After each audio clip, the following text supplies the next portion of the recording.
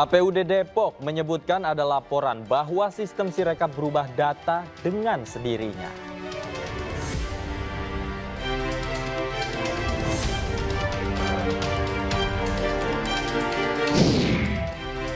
Dewan Perwakilan Daerah Republik Indonesia gerak cepat membentuk panitia khusus untuk mengungkap banyaknya dugaan pelanggaran dan kecurangan pemilu 2024.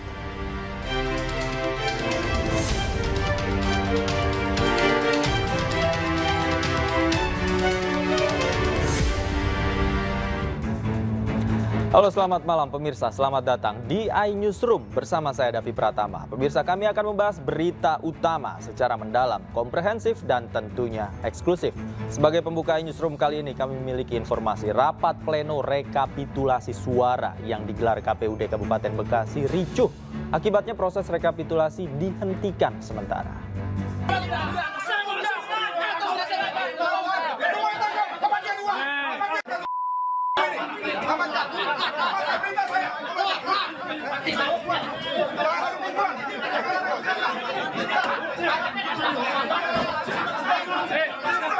Kericuhan terjadi saat berlangsungnya proses rekapitulasi yang digelar Komisi Pemilihan Umum Kabupaten Bekasi. Massa dari dua kubu pasangan calon anggota legislatif melakukan aksi protes di luar ruang rapat pleno. Aparat gabungan yang mengamankan jalannya rapat terpaksa mengevakuasi sejumlah massa yang menggelar aksi protes hingga membuat kericuhan. Massa meminta Komisi Pemilihan Umum Kabupaten Bekasi menghentikan rapat pleno rekapitulasi pemilu 2024 yang menghadirkan panitia pemungutan suara tingkat kecamatan. Massa menuding adanya kecurangan dan dugaan penggelembungan suara yang merugikan calon anggota legislatif di dua partai yang berbeda. Kejadian bahwa ini merupakan bagian daripada fungsi masyarakat yang sebelumnya memang sering diingatkan oleh pemerintah bahwa kita masyarakat harus terlibat aktif dalam pengawalan proses demokrasi, yaitu proses pemilihan umum. Saya kira proses pemilihan umum itu bukan hanya sekedar pencoblosan ya. Di situ ada proses perhitungan dan rekapitulasi. Dan proses rekapitulasi itu diatur di dalam undang-undang. Tentunya kedatangan kita di sini adalah merupakan bagian daripada kewajiban masyarakat untuk mengawal jalannya proses demokrasi agar sesuai dengan peraturan perundang-undangan yang. Sementara itu, Bawaslu Kabupaten Bekasi telah menerima laporan dugaan tindak pidana pemilu dari pendukung salah satu calon anggota legislatif. Terkait laporan tersebut, Bawaslu bersama Gakumdu telah melakukan penanganan dengan meminta keterangan sejumlah saksi dan mengumpulkan bukti dugaan kecurangan. Ya, kalau dari Bawaslu pada prinsipnya, ya kan, kita menjalankan pleno ini berdasar sesuai dengan peraturan KPU. Nah, ketika ada terjadi permasalahan-permasalahan, ya kita selesaikan di sini. Terlepas apakah kemudian dengan cara apa, tinggal KPU dengan saksi untuk mengkomunikasikan. Akibat kericuhan ini, rapat pleno rekapitulasi pemilu 2024 Kabupaten Bekasi terpaksa dihentikan sementara. Dari Kabupaten Bekasi, Jawa Barat, Didit Junaidi, iNews melaporkan. Pemirsa, kericuhan juga terjadi dalam rapat pleno terbuka rekapitulasi dan penetapan hasil perhitungan perolehan suara pemilu tahun 2024 tingkat kabupaten di Aceh Timur. Dua saksi dari partai nasional dan partai lokal diusir keluar ruangan oleh petugas.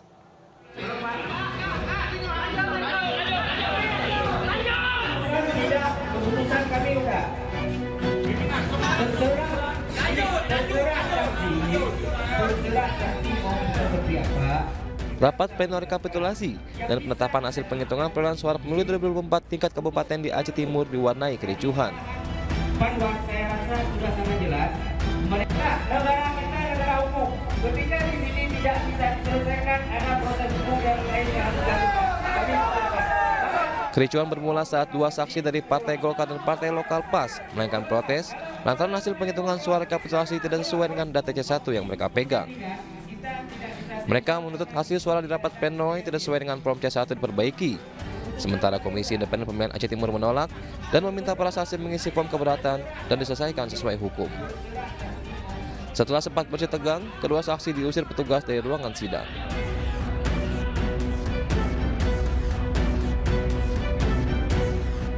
Waktu kita instruksi kepada pimpinan sidang, hal itu tidak mau dipegang. Padahal Jelas Bawaslu sudah menyurati KPU, KPU sudah menyurati PPK, tapi tidak ada hal diperbaiki dan ditanggapi. Ini adalah semua sudah dikonsep. Meski diwarnai protes dan kericuhan, namun tidak menghambat jalannya sidang pleno hingga rekapitulasi penghitungan hasil suara pemilu 2024 selesai. Dari Aceh Timur, Ismail Abda, Ainus melaporkan. Pemirsa, 5 orang panitia pemilihan kecamatan di Kabupaten Bandung Barat, Jawa Barat dinyatakan bersalah atas kasus pelanggaran administrasi pemilu 2024.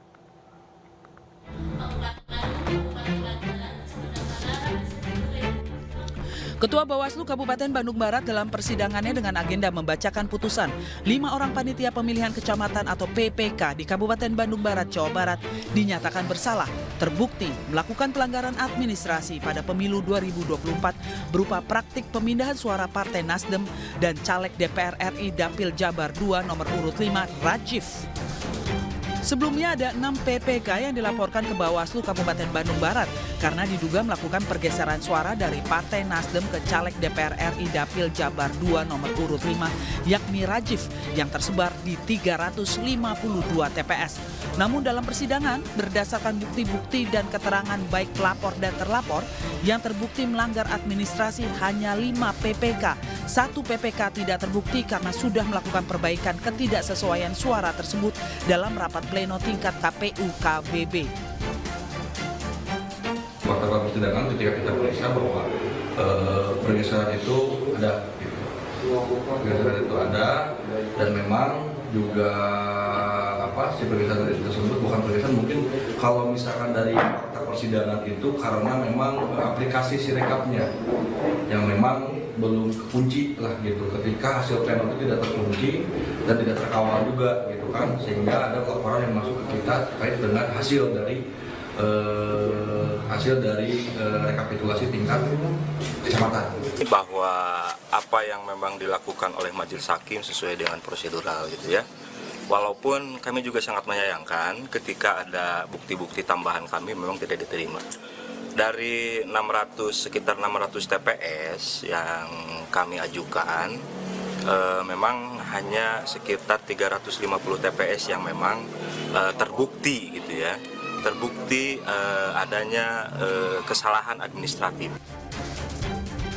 Dalam kasus ini berdasarkan bukti dan fakta persidangan ditemukan adanya perbedaan perolehan suara dalam C hasil dengan lampiran D hasil, diantaranya Partai Nasdem dengan caleg DPR RI.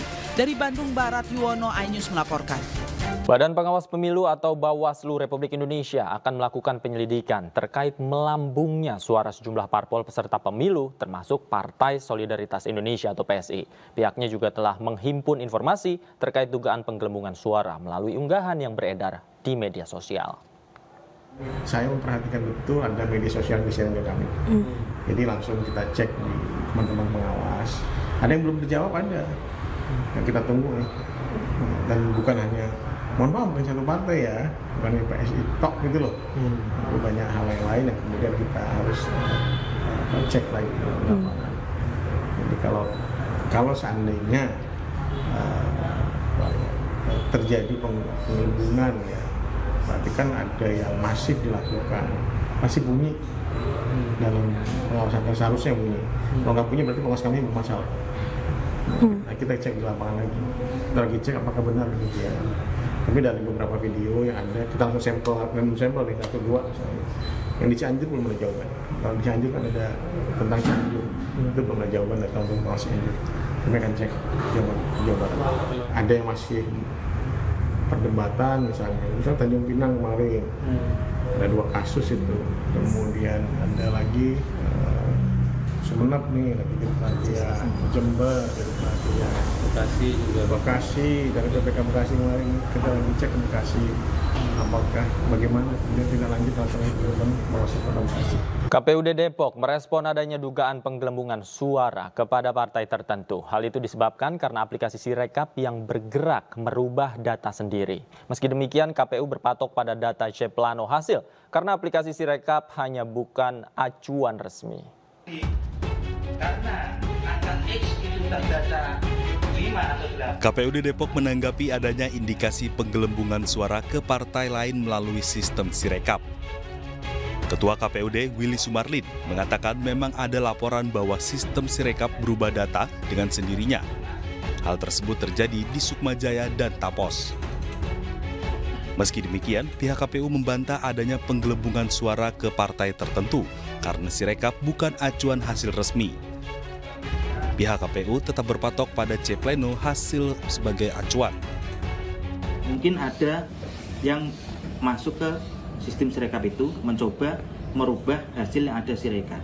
Tapi kan acuan kita bukan kepada Sirekap. Sirekap itu kan hanya alat bantu. Kita tetap kepada C Pleno, sehingga apabila ada kesalahan terhadap Sirekap bisa dilakukan koreksi dengan melihat kepada C Pleno. Aplikasi Sirekap bukan pertama kali mengalami kerancuan data. Pada perhitungan suara presiden, aplikasi Sirekap sempat membaca dengan jumlah yang lebih banyak dari C Pleno. Dari Depok, Jawa Barat, Iyung Rizky, iNews melaporkan. Kembali di Newsroom, pemirsa, DPD RI gerak cepat membentuk panitia khusus untuk mengungkap banyaknya dugaan pelanggaran dan kecurangan pemilu 2024. Langkah DPD pun kini dinilai mengalahkan narasi yang selama ini disampaikan oleh DPR terkait rencana hak angket kecurangan pemilu 2024.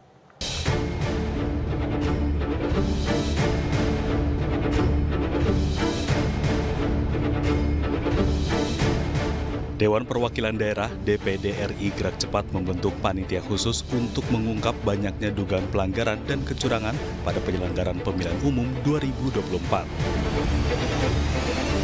Langkah tersebut justru berbanding terbalik dengan yang dilakukan DPR yang justru terkesan lambat bahkan maju mundur untuk melakukan hak angket. Pembentukan pansus ini telah disepakati DPD dalam sidang paripurna DPD RI ke-9 masa sidang 4 tahun sidang 2023-2024 yang dipimpin langsung Ketua DPD Lanyala Mataliti. Sementara itu dalam rapat paripurna DPR RI ke-13 masa persidangan 4 di gedung DPR RI Senayan, sejumlah anggota Dewan dari PKS, PKB, dan PDI Perjuangan mengusulkan penggunaan hak tersebut. Namun Wakil Ketua DPR RI Sufmi Dasko belum menjelaskan pimpinan DPR RI tak memberikan tanggapan karena pengajuan hak angket ada mekanismenya.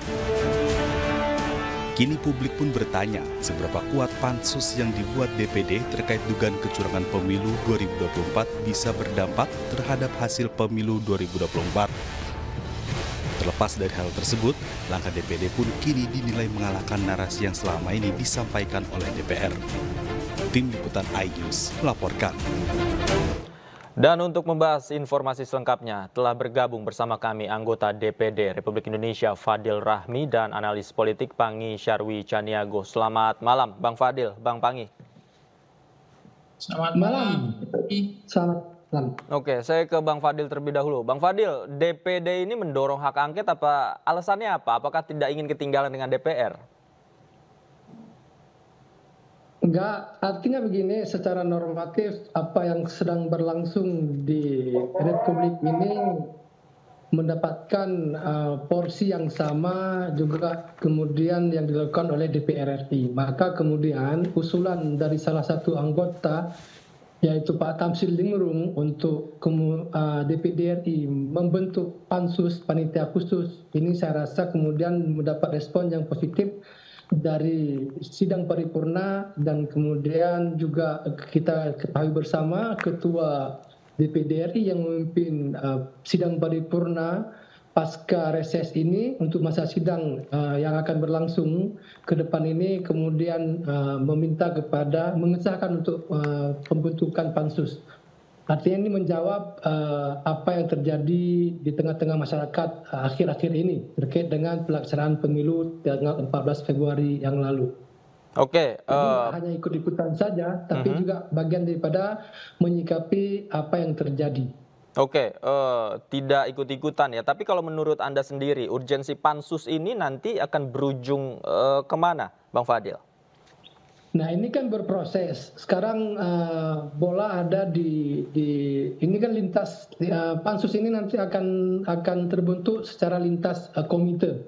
kita punya 4 komite, komite 1, 2, 3, dan 4 ini akan terbentuk, dan sekarang mungkin dalam rangka inventarisir permasalahan dan juga rekrutmen anggota pansus.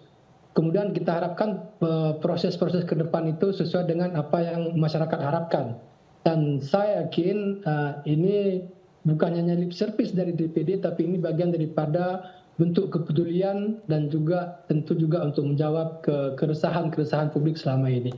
Oke, saya ke Bang Panggi. Bang Panggi, seperti apa Anda melihat pansus yang dibentuk oleh DPD ini? Jangan-jangan ini hanya menjadi gorengan? Ya, Mas Dapi, sebetulnya kalau bising di awal, ribut di awal dan itu tidak senyap, biasanya khawatir saya itu dia kempes duluan atau ada yang menggerogoti dalam, ada operasi yang kemudian gerakan-gerakan yang nggak senyap ini bahaya. Jadi kitanya bisa layu sebelum berkembang, terus ada potensi untuk mengalami patahan di tengah jalan, gerakan-gerakan. Tapi yang kedua poinnya, kita menangkap semangat roh perjuangan dari DPD ketika memang DPR tidak bisa diandalkan, diharapkan untuk mengajukan hak angket atau pansus ini. Apa yang dilakukan DPD itu sangat luar biasa, sebetulnya bisa menjadi representasi apa menjadi kehendak rakyat.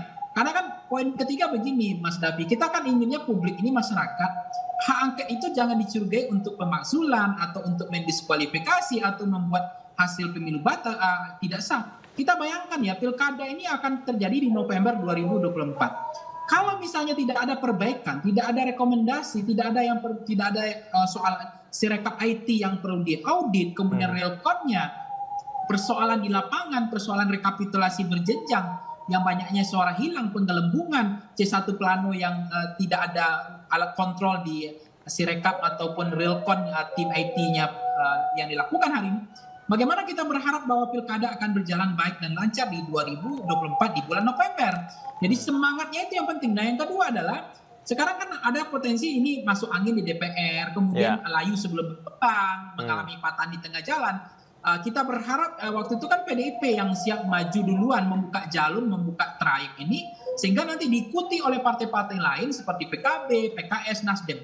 Tapi yang kita lihat belakangan, justru semangat roh perjuangan untuk itu, justru ada yang saya katakan ada yang kempes duluan gitu, tidak solid. Kemudian ada informasi yang saya dengar saling sandra, ada kartu-kartu yang sedang dimainkan, kemudian ada yang sedang berupaya melakukan bergening untuk gerakan hak angket itu gagal gitu karena adanya bergening kasus-kasus hukum. Ini yang menjadi tantangan challenge di situ. Maka kehadiran DPD itu bisa memecah kebuntuan, memberikan harapan bahwa pansus ini, hak angket ini bisa dilanjutkan oleh DPD, karena kalau ini dibuka, ini akan mengapung ke depan, ke permukaan, akan bisa disaksikan oleh media, oleh publik, oleh masyarakat. Apa sebenarnya yang terjadi? Kecurangan seperti apa? Kan selama ini yang dituduhkan sederhana. Mengkonfirmasi, validasi, memverifikasi bahwa benar atau tidak tuduhan soal pemilu yang paling brutal, pemilu diskriminatif, pemilu yang tidak fair, pemilu yang lapangannya becek, pemilu yang kemudian ada politisasi bansos, kemudian ada pemilu yang melanggar undang-undang. Nah itu pembuktiannya. Kalau ini tidak dibuktikan di publik, maka akan muncul bau amis. Bau amis kemudian akan menyeruak sesuatu yang tidak valid, tidak selesai. Makanya kalau ini dibuka, ditransparansikan, didengar oleh publik, oleh masyarakat, dipanggil semua menteri yang terkait dengan penyelenggaraan pemilu, kemudian Bawaslu-nya, KPU-nya, kemudian dibuka semuanya seterang-terangnya, itu justru menyelesaikan masalah, tidak menyimpan masalah. Nah, apa yang dikhawatirkan, apa yang ditakutkan, kenapa hak angket itu kemudian ada upaya operasi-operasi politik untuk menggagalkan hak angket. Jadi membuat hak angket ini mengalami patahan di tengah jalan gitu. Tulang punggung, big bone-nya ada pada partai politik. Nah, belakangan PDIP sebagai tulang punggung pun yang membuka rute trayek, membuka jalan ini, saya lihat PDIP juga seolah-olah tidak solid, tidak kuat semangat itu gitu. Nah, inisiatif DPD ini paling tidak bisa menjadi alternatif baru ya, agar menjaga inisiatif untuk membongkar kecurangan jika memang ada tidak masuk angin. Nah, pertanyaannya kemudian Bang Fadil, bagaimana menjaga semangat ini tetap bergulir di DPD agar tidak dilayu sebelum berkembang, Bang Fadil? Ya, saya rasa independensi para anggota DPD itu ini yang kemudian kita harapkan tidak akan terpengaruh dengan masuk angin atau segala macam. Karena kenapa kita gas di awal? Karena memang kita free, kita tidak pernah tersandra dengan siapapun, bebas untuk kemudian menyuarakan apa yang menjadi keresahan masyarakat. Dan saya yakin pembentukan pansus panitia khusus ini juga akan mencoba menjawab apa yang terjadi di tengah-tengah masyarakat, dan saya pastikan pansus ini untuk jangka waktu ke depan akan berjalan sesuai dengan apa yang kita harapkan. Akan terpilih, direkrut para anggota pansus, pimpinannya juga dari orang-orang yang secara kredibilitas bertanggung jawab dan mampu untuk kemudian mengemban amanah pansus ini sesuai dengan apa yang kita harapkan. Oke, nah kemudian bagaimana bacaan Anda, Bang Pangi, tentang konstelasi yang terjadi di DPD? Kalau tadi kita menakar begitu ya konstelasi politik yang terjadi di DPR ini kan menariknya kuat karena masing-masing perwakilan dari partai politik. Nah kalau DPD ini bacaan Anda seperti apa nantinya, akan berjalan smooth atau seperti apa? Ya Mas Dapi, saya melihat DPD itu karena memang tidak tersandra, kemudian mereka sangat bebas, tidak ada kasus-kasus hukum. Itu harusnya mereka lebih berani, lebih tegas untuk mengungkap bahwa ada pelanggaran, itu yang menjadi kelebihan DPD semestinya. Nah, sementara di partai politik di DPR itu kan politik saling sandranya, kemudian persamaan kepentingannya juga banyak. Misalnya begini, ada partai yang terlalu keras, ketiga mulai agak smooth, kemudian Nasdem mulai turun tensinya, semangatnya PDIP juga turun. Itu kan karena ada kemungkinan partai tersebut tersandra. Karena ada kasus-kasus hukum yang dilamai. Contohnya misalnya Mas Ganjar. Ketika Mas Ganjar keras untuk menggugat kasus membuka hak angket ini, langsung tiba tuh masalah hukum gratifikasi di Bank Jateng itu. Yeah. Itu kan sangat terang, itu fakta. Nah begitu juga anggota-anggota DPR, kalau ada yang berani dia list nama siapa yang berani. Tapi nanti lihat persoalan hukumnya, latar belakangnya, warna-warninya. Itu yang ditakutkan oleh anggota DPR itu, banyak yang kemudian mereka nggak berani gitu untuk bersuara. Nah kita berharap DPD kalau memang tidak bermasalah, lebih independen, itu harapan kita dinamika di DPD itu justru menjawab harapan publik masyarakat gitu. Ini yang nggak bisa dipungkiri, memang itu fakta hari ini bahwa angin si ayam gitu ya, panasnya tapi udah mulai sandiwara, orang bilang ini wah ini hanya sandiwara, drama, kemudian ada juga orang bilang DPR ternyata nggak serius, ini bercanda semua, nggak ada serius. Kalau memang serius, apa susahnya hak angket itu? Kenapa nggak dimulai dari sekarang? Apa susahnya? Hanya 2 fraksi, 25 orang tanda tangan selesai. Tapi ternyata di sidang kemarin pun nggak berani, nggak ada. PDIP juga nggak nampak sebagai kekuatan. Saya lihat nggak muncul, ketua umumnya ketua DPR juga nggak hadir. Kemudian PKB juga seperti itu, nggak hadir, nggak muncul. Partai-partai mulai hilang dan tiba-tiba ada yang memulai dan ada yang mengakhiri. Jadi saya sebetulnya kita berharap memang kehadiran DPD itu bisa membaca kebuntuan, membuka jalan itu ketika DPR tidak bisa diharapkan. Oke. Pertanyaannya kemudian bagaimana kemudian menutup celah-celah masuk angin yang diprediksi akan juga menggembosi teman-teman di DPD. Kita lanjutkan usai jeda Bapak-Bapak. Pemirsa jangan kemana-mana, iNewsroom masih akan kembali usai jeda berikut, tetaplah bersama kami.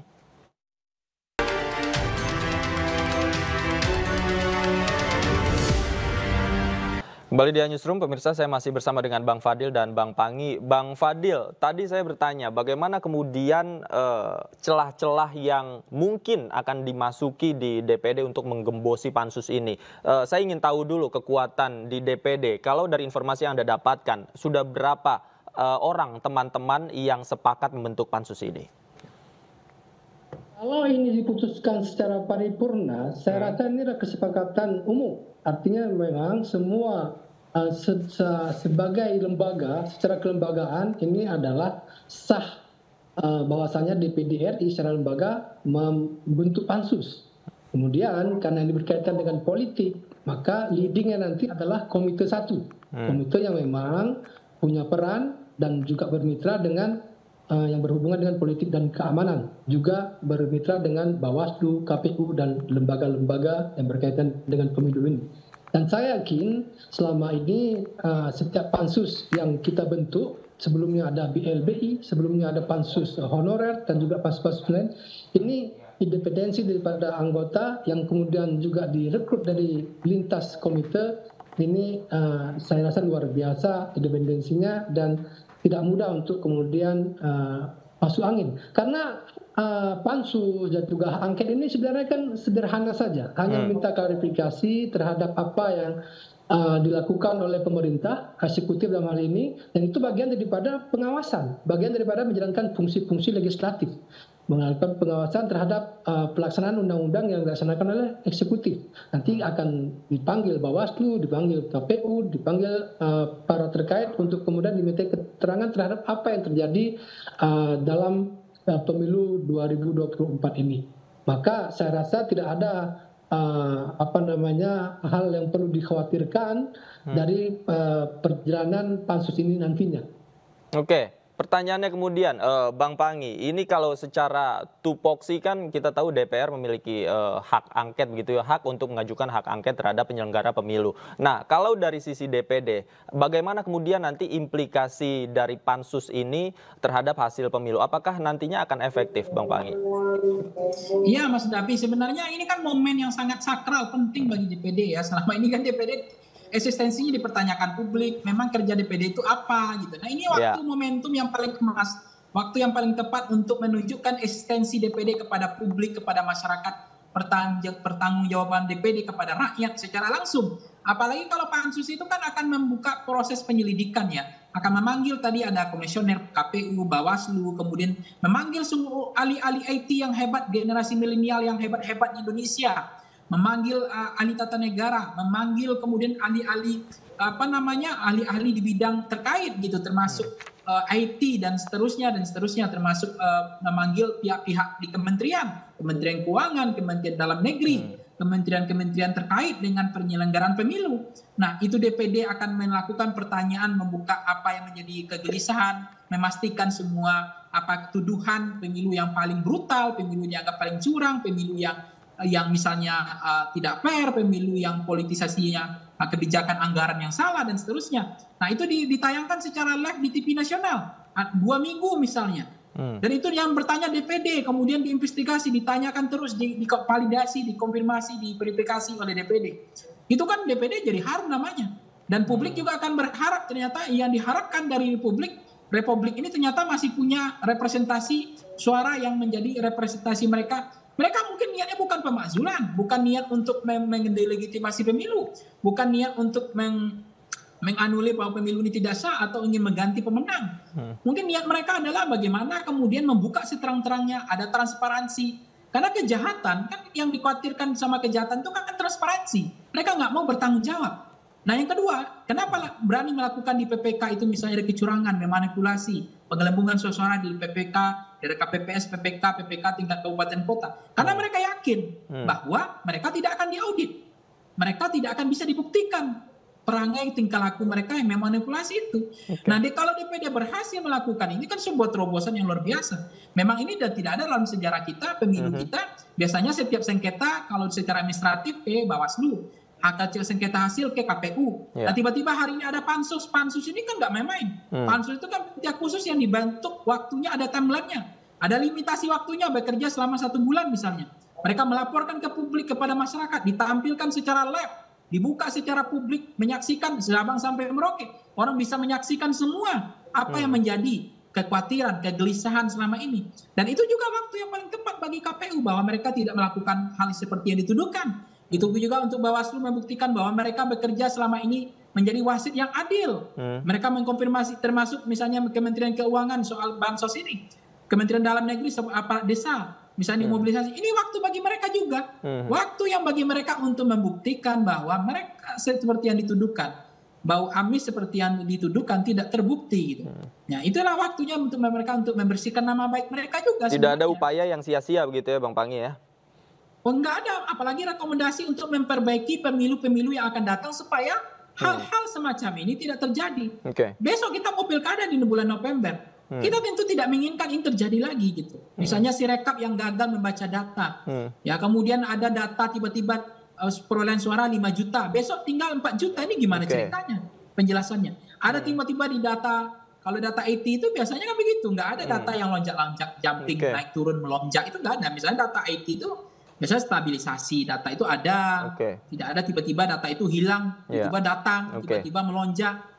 Di data masuk 60%, itu gimana ceritanya?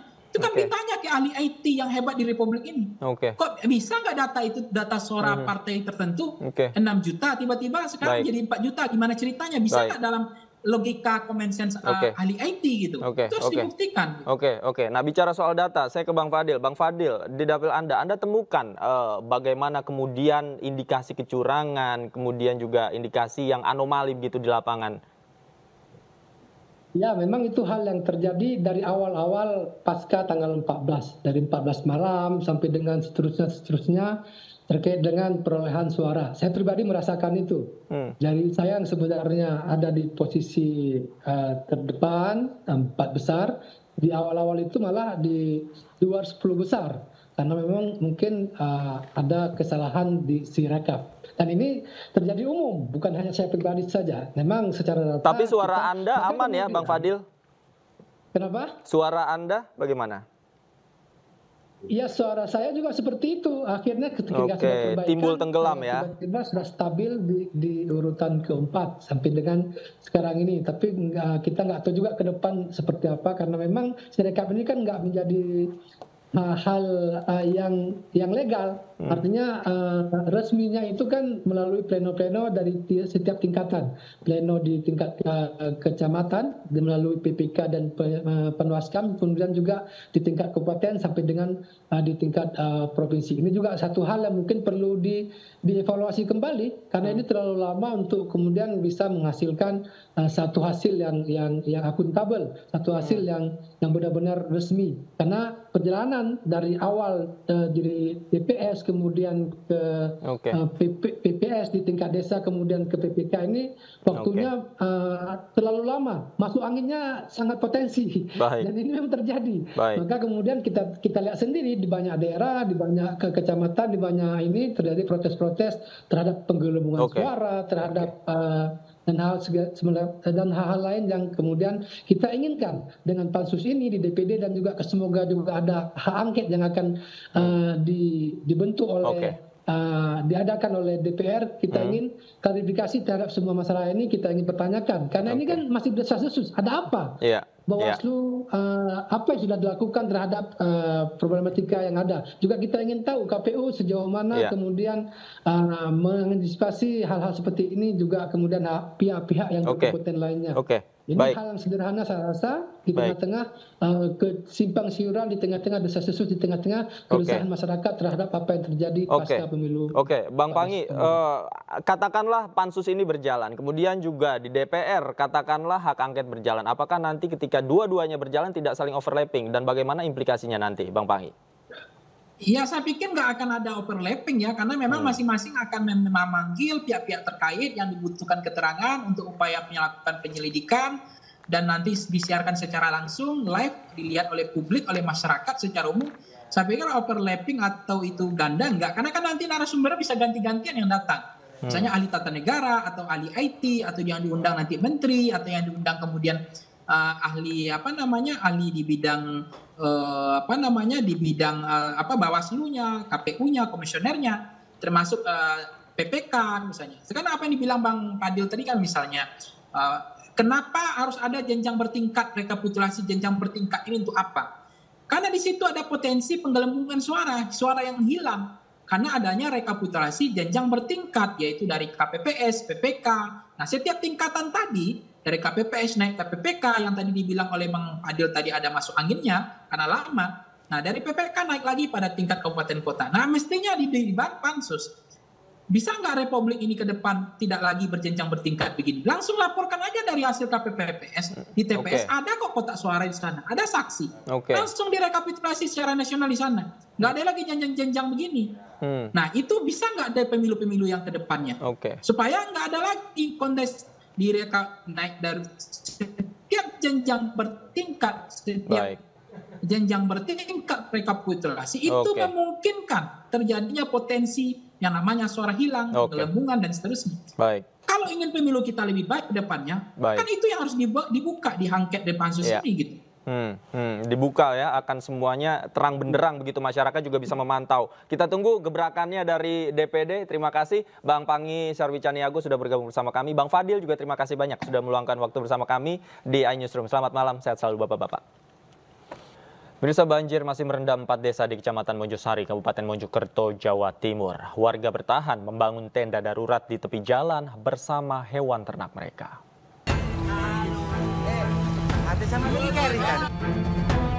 Banjir merendam 4 desa di Kecamatan Mojosari, Kabupaten Mojokerto, Jawa Timur. Desa Ngrame menjadi desa yang terparah terdampak pada tahun ini. Ketinggian air di Desa Ngrame mencapai 70 hingga 90 cm dan masuk hampir ke seluruh rumah warga. Proses evakuasi masih dilakukan oleh para relawan mengutamakan lansia dan anak-anak. Iki relawan ceritane iki bantu sing kena banjir ono ki Ngrame. Warga memilih bertahan di tanggul sungai yang lebih tinggi dan membuat tenda darurat. Mereka enggan mengungsi karena tak ingin jauh dari rumah. Selain itu, warga juga mengamankan hewan ternak seperti kambing dan sapi. Iya, terparah. Sejak tahun berapa terakhir banjir kayak gini? Yang kemarin itu tahun 2001. Terus sekarang ini 2024. Parahnya seperti apa sih Bu kali ini, Bu? Kali ini ya masuk rumah, masuk dalam rumah itu sebatas lutut, bawah lutut. Bu, jadi kok bisa bikin tenda darurat gimana? Nggak bisa masuk ke rumah itu, Mas. Tadi ya tidurnya di sini. Proses penanggulangan tanggul jebol di Sungai Sadar terus dilakukan oleh petugas Dinas Pekerjaan Umum Pemprov Jawa Timur dengan menggunakan 2 alat berat. Untuk sementara, tanggul yang jebol akan dipasang sesek bambu agar air tidak meluber ke perkampungan. Dari Mojokerto, Solahuddin Ainus melaporkan. Banjir masih menggenangi permukiman warga di sejumlah desa di Kabupaten Cirebon, Jawa Barat. Meski demikian, debit air telah berangsur surut dengan ketinggian 40 hingga 50 cm. Dan pemirsa, informasi yang akan hadir ini sekaligus menutup jumpa kita di iNewsroom malam hari ini. Saya Davi Pratama pamit, terima kasih, selamat malam dan sampai jumpa. Ini orang musik. Permukiman warga di Desa Melakasari, Kabupaten Cirebon, Jawa Barat ini masih terendam banjir. Sudah 2 hari, air merendam ratusan rumah di permukiman padat ini. Bahkan, di awal banjir ketinggian air mencapai 1,5 meter. Meski begitu, banjir yang disebabkan luapan Sungai Ciberes dan Sungai Cisanggarung ini berangsur surut. Ketinggian air di dalam rumah yang sempat mencapai 80 cm, kini hanya menyisakan 30 sampai 40 cm saja. Ya mudah-mudahan sih udah enggak ya. Iya. Tapi ini udah mulai surut. Udah mulai surut. Kalau kemarin waktu lagi besar-besarnya tuh, ya kalau di jalan sekitar 1 meter, kalau di dalam 30 cm. Di dalam rumah. Dalam rumah. Saat ini warga di sejumlah desa yang masih terendam membutuhkan bantuan pemerintah, terutama air bersih dan makanan siap saji. Dari Cirebon, Jawa Barat, Toy Iskandar, iNews melaporkan.